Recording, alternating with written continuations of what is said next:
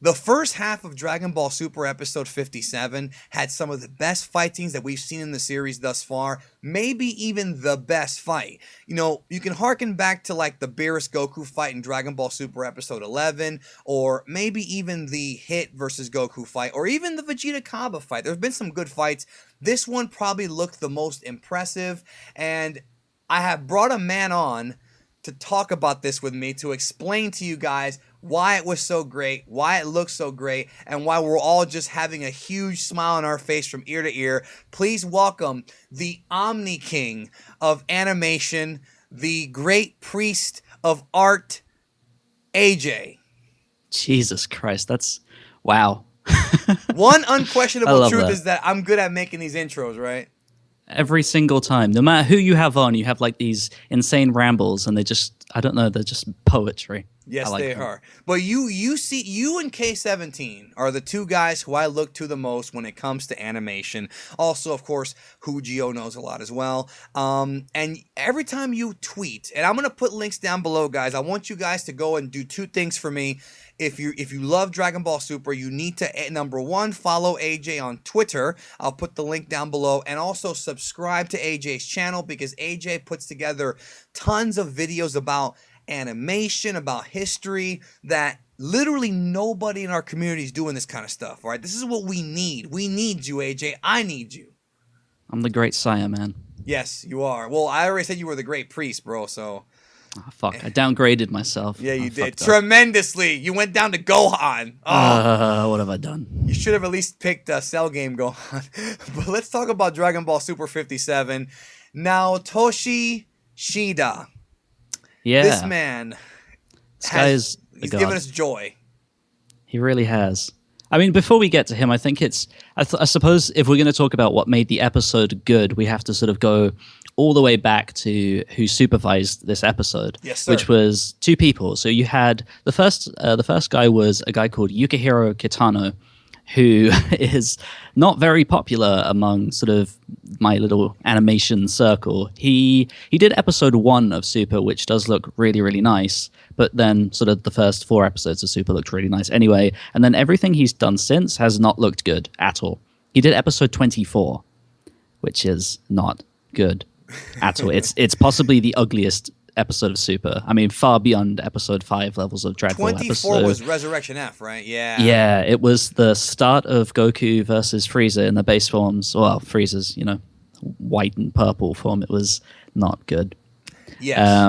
And so yeah, he's not very well liked. He's not very good, and somehow he keeps getting given big episodes. He got given episode 39, which sometimes it leads fans to believe he's actually good, but it's actually the people who he gets paired with who are good, and it's no different in this episode. So back in 39, which was the Kaioken episode, Yes. he was paired with I think it was Shuichiro Manabe, who has done basically all of the finales of every single arc so far, and he also had Tadayoshi Yamamura and some other really good animators like Ken Otsuka on board. So basically, he kind of gets the credit when he didn't really do anything, and it's the same here. He was paired with an animator who joined in the Universe 6 arc, and we spoke about him when we went over the animation styles a couple of weeks ago. It is Yuuichi Kurosawa, who...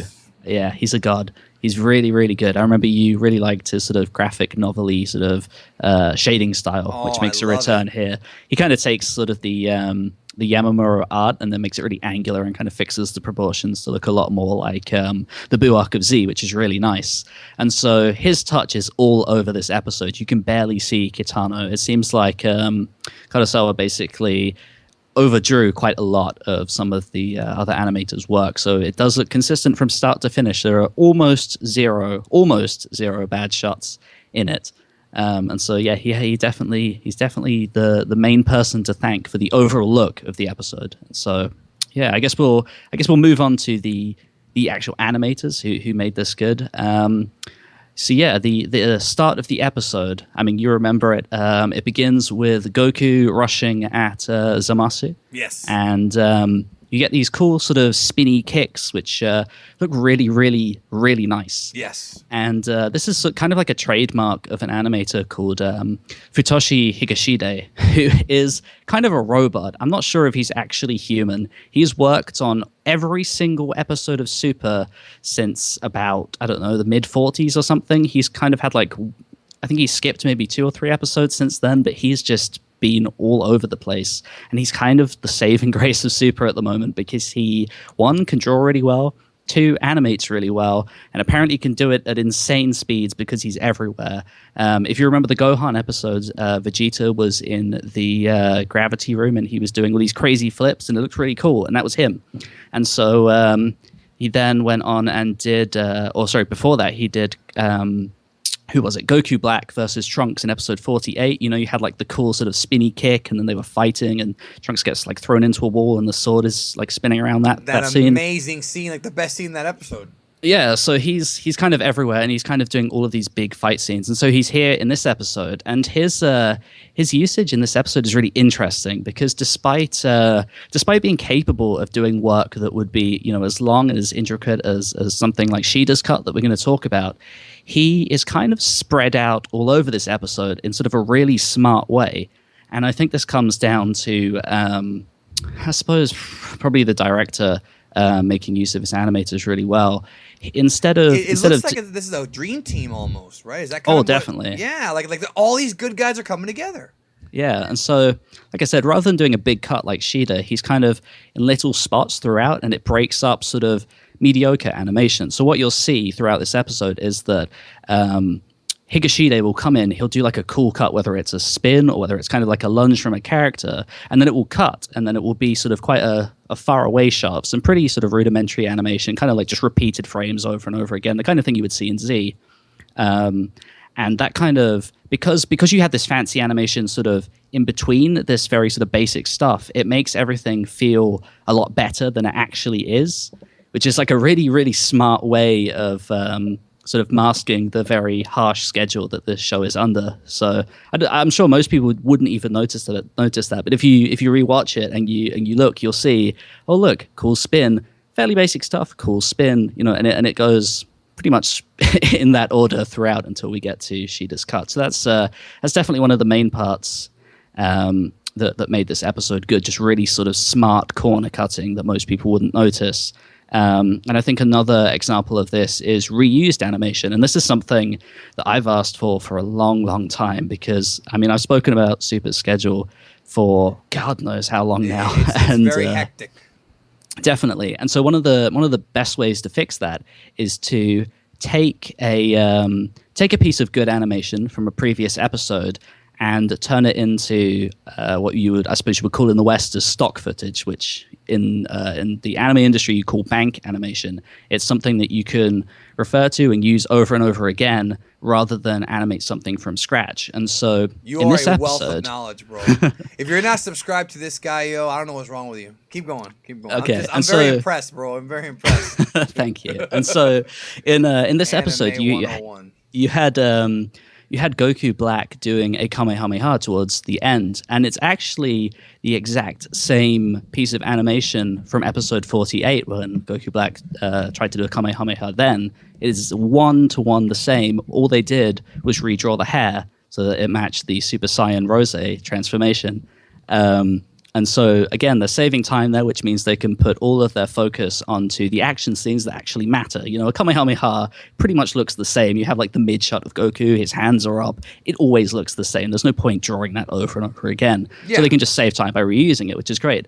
And you also had this happen, again, they actually used a scene towards the start of the episode. You have Goku powering up, and then he lunges, he sort of flies up into the sky towards Zamasu. That looks cool. It has an aura around it towards the start, but then it gets used again after the eye catch when Goku does the same thing, except he's going at Goku Black, except this time, no aura, slightly different background, but it's the same piece of animation. Saving so much time by just reusing animation there, which is really cool. And basically no one noticed this, which is great. And that's the whole point of it. And I know a lot of people listening will be going, oh, that's so cheap and lazy. But this is what you want. because this is kind of like a best case scenario for Super because of obviously the schedule that I'm talking about. To do this kind of stuff is the smart thing to do, and it's something that I've wanted for, I don't know, almost a year now. Ever since Super started, We've I've all wanted wanted them to. this. I mean, you're more in tune with the animation. I feel like most of the fandom is kind of like, we're in tune. You're more knowledgeable than the average Dragon Ball fan. You know, not disrespecting, but I mean, as far as the animation goes, you certainly know what you're talking about. And I think that we all kind of wanted that, but we didn't know what we wanted, and now we know what we want. You know? Yeah, because so look, if you rewatch, Dragon Ball Z and GT, they do this all the time. Even if you don't know it, they reused animation all the time. It was a standard thing to do because it took a lot of work to draw these things and paint the cells and get everything done.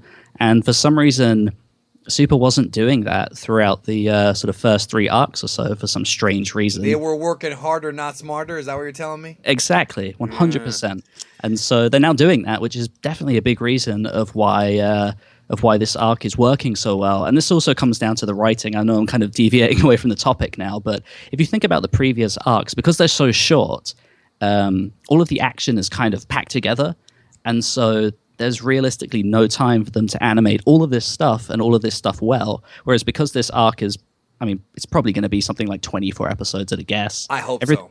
Everything is spread out more. And so they can really plan so well and where the action beats are. This beats is why filler are. is okay. Exactly, it's good. It helps. The key scenes look nice. I mean, you saw it last week as well. You had basically one guy, Naoki Tate, just handling all of the action, and then you had the chief animation supervisor basically correcting everything, and then all of the other animators just did like the dialogue scenes, and so that looked cool as well. It was pretty nice. Anyway, I guess we should talk about Sheeta. Yeah, let's talk about his cut. You hype it up. You're the hype man. Yeah, I am the hype man. Yes, the big epic moment in the episode, the fight with Goku, Zamasu, Trunks. It was a 4-way battle royale. Now Toshi Sheeta. Okay, this man, everybody was praising him, including yourself, Toasty. Started with Dragon Ball back in episode 20 of Dragon Ball. He's been around for a very long time. Some of the stuff that he's done that I think is very memorable. He did Dragon Ball episode, I think he did he do DBZ 120? I think he did. No, he did 123, which was, 123 was, I believe that was Goku versus Trunks in the sword thing, that sword scene. I think that was him as well, but I don't know for sure. But the one thing people were bringing up to me all week was, it looked like the Battle of God scene where Goku blew out of the underground and him and Beerus fought into the clouds. It's the same guy. It is the same guy. Talk about it. Why is he so great, bro? And why is he... Now, okay, before you go any further, he has worked on Super before as a storyboarder, but storyboard is not key animation. 2 totally different jobs. Exactly. So, like, the storyboard is essentially... I guess you could equate it to what the cinematographer does in a film, kind of just, I mean, obviously films do have storyboards, but in animation, it's kind of like, here's how the scenes are going to flow and what they're going to look like, what the composition will be pretty much. And so what Sheeta does is when he's not storyboarding and when he's an animator, he'll go, yeah, fuck your storyboards, throws them away, and then just does his own layouts throughout the entire thing, just comes up with his own action. And so, it always looks like him, and it always looks amazing. If we go back to his history a little bit, I think when people talk about Dragon Ball and when they talk about the animation, a lot of people will go to that really cool clip of Goku and Krillin at the tournament having a little fight. There's loads of sort of fancy sort of rotations and backflips and stuff going on. I'm sure you've seen it. Everyone posts it. When people are like, oh, Dragon Ball didn't have that good animation, guaranteed someone will be like, oh no, it did, and then they'll post that like that one clip and you'll be like, yeah, okay. but that was him, and he's really, really good. He did a load of awesome stuff for the Z films. He didn't really shine altogether too much in Z because unfortunately he worked under Uchiyama, and I suppose that name is kind of known everywhere now, even if you're not into animation. He was the guy who'd had all like the horrible pointy noses and just bad proportions in the butt chins or whatever, that guy. He was just not the best guy ever. But I will say that Sheeta did some great work on the movies, like you stated. He did that really awesome Bio Broly versus Trunks and Goten fight, which I thought was fantastic. He did, yeah. He also, I think it was movie 13. He did the fantastic Masenko from Gohan against, what's his name again? Hirudegan? Hirudegan, yes. Yeah. Yes. And that was fantastic. So yeah, I mean, he got to work on the movies. People recognized his talent, but obviously he never really got to shine on Z because Uchiyama would kind of just stifle that with his awfulness, which was kind of sad. Behind the scenes politics, bro. Yeah, but he definitely started shining a bit more. Obviously, as I said, in the movies, and then in GT, he was under like a proper supervisor. He got to shine, did a load of really cool stuff. And then they moved him to Precure and One Piece. And I said this before. I said that a lot of the big shot animators are on One Piece because One Piece is Toei's cash cow. Now he's coming to Super. Is this a sign of Toei realizing that Super has importance? I don't think so. I think I don't know. I think they just sort of thought, well, yeah, we'll throw him on there. Why not? Because here's the thing. So basically, I think the reason that he hasn't been on Super is because he was working on the One Piece films. He storyboarded a couple of episodes for Super, didn't do any key animation, which was a bit strange. I don't know whether that was just because he was busy or whether the schedule was so bad he didn't want to work on it, but he disappeared, and he's quite a slow animator, so he was gone for a long time, and he did loads of work on the new One Piece film. So he was gone for months. He did a shitload of cuts for the film, and then he also did a cut for the special that aired shortly afterwards. And so since then, he has been freed up. And so this week he did, I think around a minute and a bit of work for One Piece and then 25 seconds for Super. And good news, he also tweeted that he's going to be back on Super in the future. So that's exciting. Probably going to be the finale of the arc, I reckon.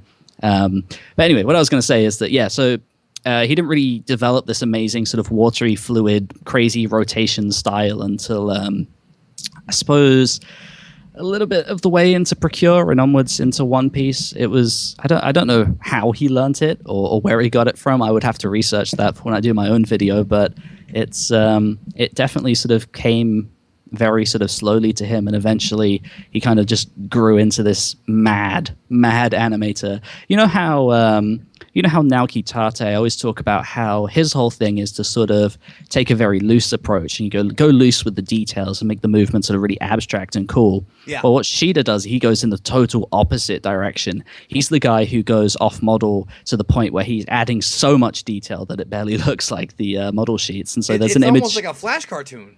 It's crazy, and right? so you go to like 4chan and like Kanzenshu and like any of these forums, and you just see this image of Goku Black mid using teleportation or whatever, and it looks so different from anything in the show because like the ear is like really detailed, the eyes and hair are just packed with detail. Like that's Sheeta's thing. He just packs everything with crazy detail, really unique sort of. I guess I don't even know how you would describe it. Just like really wavy, like a mix of like curves and angular shading that just like works together really nicely. And then his animation style is, again, like I said, he likes to move the camera loads. He likes to rotate characters and like distort perspective like crazy. Excuse me. There's a scene in the cut where like Trunks' leg goes back and like the foot is like almost bent entirely over, like it's so like distorted and cool, and like that's the thing he does all the time, and people love it. It looks great. So he's definitely like one of Toei's prized animators. So he doesn't really do supervision work, really. He doesn't really do character designs too often. He's kind of the guy that people bring on to wow people, do the big scenes. I just feel like he should have been there for a lot more scenes, right? Like, you know what I mean? Like, he should have been there for more stuff. I feel like we're getting him late now. 57 episodes in? He ain't cheap, right? He ain't cheap. I'm guessing he charges top dollar for this, right? I don't know the exact number, but he's definitely one of the highest paid animators in the industry. And he should be. Yeah. He's very sought after because no one animates like him. Like he's one of those people who you just know is him. You definitely have imitations. You have an animator called Yuya Takahashi who did the brand new Goku versus Frieza fight from the Trunks special, which looks great. And he's been called Mini Sheeta in the past because they have very similar traits. But it's still quite a fair way away from what Sheeta does. It's just unreal. Because I feel so bad about like bigging him up so much because there were plenty of good animators on the show, and there have been for several months now. But it really was just the most impressive part of the episode and the most polished piece of animation in Super. And I mean, if we're being realistic, out of the TV shows, I'm talking TV shows exclusively. DBZ and GT, just the TV shows. That cut 25 seconds is the best piece of animation Dragon Ball's had. Ever. 100%. But if we, you might be right. You might. What I'm saying is, out of the TV shows, just the TV shows. What about the Goku versus Cell fight? That one was that one. The animator's name is escaping me. You know what I'm talking about, right? The Studio Cockpit episode where Cockpit. Like, thank you. Fleeting around the thing like that. That looks cool, but it's not. There's nothing flashy about it. It's just well drawn. I mean, I feel like some people have to separate something being sort of well drawn and sort of angular and stylish with sort of genuinely technically good animation. It's hard to animate a rotation, and so to see Sheeta sort of animate rotation upon rotation upon rotation with crazy smoke and crazy effects going up the side of a building, and he's drawn the building itself, so the building is moving, and it's all it's a technically impressive cut that has never been in a Dragon Ball TV series before. And he's coming back, right? He is coming back. I don't know when. He just tweeted, "Hey, I am scheduled to work on Super in the future, so look forward to that." So. Well, I hope he's not talking about Storyboard again. Oh, I sure hope not. I'll be sad and cry, and nobody wants that. No, people now. Do you think that this is going to lead to people wanting every episode to look like that? Because it's not going to happen, folks. No, I'm sorry. It's not going to happen. Yeah. So next week, don't expect next week to look very good. It's being animated by Yoshima, who we spoke about in the past. He's the guy who does like the solo animations, does like the off episodes almost by himself, and then other animators go off and do other things. So, I think it still looks okay. Yeah, he's okay, but I think if you look at the next episode preview, you'll see some derpy shots of Goku and Trunks and stuff like that. So it won't be great. I think and before we move on, because I know people in the comments will be like, don't forget the cut from the movie and the blah blah blah. TV series, I promise you, just the TV series, it is the best scene. Out of the movies, no, there are tons of good stuff in the films. Battle of Gods has some amazing animation. More budget. And the best cut is by a guy called Hisashi Mori, who did the Path to Power film. Towards the end of that, that's a beautiful movie, bro. Yeah, that is. God, that is one of the best looking Dragon Ball films ever. Even if the sort of retelling of that arc is kind of iffy, it's amazing. But I'll link you afterwards, and you can put it in the description or in the video or something. But Hisashi Mori did a cut towards the end of that of Goku like flipping over soldiers and tanks and stuff with his staff, and it just looks amazing. That's the best thing that Dragon Ball's ever had. But out of the TV series, Sheeta definitely just blew us all away with that cut. Yeah, I mean, it's just... Yeah, I have to go back. I remember the thing about Path to Power, bro, or Path to Ultimate Strength, if you want to go technical, is that it's such a pointless movie, but it is very well animated. It's weird. It's like we don't need that, but it still was nice. I do agree with you on that. So yeah, Sheeta is great. The whole team is great. Is it safe to say that we're going to get more? Because I think they should, if they bring him in for just a few action pieces, just for a couple of episodes, the trick with psychology, and like I told you before, I love psychology, is that if you have Sheeta doing just 25 seconds for the action pieces, it's going to trick us into thinking the entire episode was magnanimous, even if it wasn't, right? Even if it's like an episode that's like, crappy, just that one scene, we're going to remember it. So I think they should use him like that. Oh, definitely. It's funny, like, episode 39 is not, like, it's the episode that everyone was like, oh, it's the best animated episode of Super, it's so good, because everyone just thinks of the ending with the Kaioken scene, which was really nicely animated, but then everything before that is kind of it's like, it's all right, Yeah, and plus Nozawa's performance too. Yeah, so you're definitely right. I think having like one bit of good animation does trick people. But yeah, no, this episode is definitely one of the most consistent looking. There were some iffy things, here and there. The second half of the episode was clearly, kind of just let's, we've done all the action now in like the first 13 minutes. Let's just calm down now. And so things did look a little bit rougher there, but on the whole, it was just really, really well done. Like I said, they're really learning to work smarter instead of, overworking themselves, which is great. And I don't think people have to worry too much. I'm sure there will be some sort of iffy things here and there, but they definitely got their planning a lot better, because Kurosawa, as I was saying, was a supervisor on this episode, and he did a lot of animation for it. But he also popped up last week, and so did Higashide. So you have two animators who worked on this week, also working on last week's, and doing a fairly decent amount of work on both. So they obviously made use of all of these breaks that Super had to really polish this, polish this stuff. Yeah, and I'm really hoping that the quality continues. I mean, it's still the schedule's still a nightmare, but from what we talked about, they're putting more money into it, and I think if they put more money into it, they can get more animators, better animators, and maybe even, hopefully, like you said, relieve the workload. Hopefully. Yeah, I mean, something that's cool now, and it's something that's pretty much a standard on other shows, is that a director always directs their own storyboard, because they know what the storyboard is about, they know what they want the show to look like, and they know how to use people to make that reality. Well, Super has not really allowed directors to do that. Someone storyboarded it, and then a director will come along and sort of do what they can with that storyboard. But it's never ever going to be as intimate and as well done as something that is directed and storyboarded by the same person. And that was the case with this episode, and that was the case with episode 39 as well. It was the same person, in fact. So yeah, and that's why we've talked about in the past, folks, is that you can criticize things here and there, but understand how much work it takes and how terribly underpaid some of these guys are when it comes to animation, because it does take a lot of work to produce these episodes every week. I mean, I had one guy tell me, I wish Super was on daily, and I'm like, dude, that's impossible. That is not possible. The animators would die. Yeah, you would have to hire every animator from Disney, from Pixar. You'd have to go beyond the borders of Japan significant. No, it's not possible. Forget it. It's not possible. Nozawa would blow her voice out by Wednesday. Yeah. I think Schemmel would, Yeah. I think something I was going to say is that it's so easy to sort of think about animation sequentially, like, they do one episode and then they do the next episode and then this episode. They're usually working on so many episodes at one time. It's really hectic stuff. Really, really, really difficult. And there's always comments that they think they come out with the easiest solutions, like, yeah, just hire more people, or spend more money and take more breaks. Well, taking more breaks might work, but then there's other stuff that. Well, here's the thing. Like, a lot of people have said, let's just do Super. Let's have like 24 episodes of Super, and then take a break, and then 20 more episodes or whatever. Yeah, seasonal style. Yeah, but the thing is, unless they really, really account for that, other animators are just going to go away and work on other shows.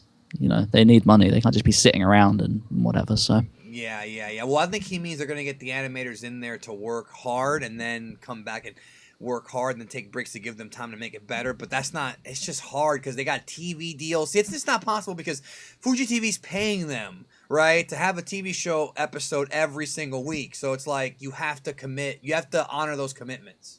Yeah, and as I've said in the past, like, Super is making an absolute killing. Its ratings are really good. Its merchandise sales are, like 2-3 times as high as they were before Super started. Like, it's doing its job. It's doing well. There's no real sort of reason to do anything else. But obviously, Toei, I think this is what I was thinking about the other day, and we are so far off topic now. But that's okay. I'm just gonna put one picture up here. Screw it. Yeah, or I'll put. You know what I'm gonna do for the video? I'm gonna put the Sheeta scene over and over and over again on loop.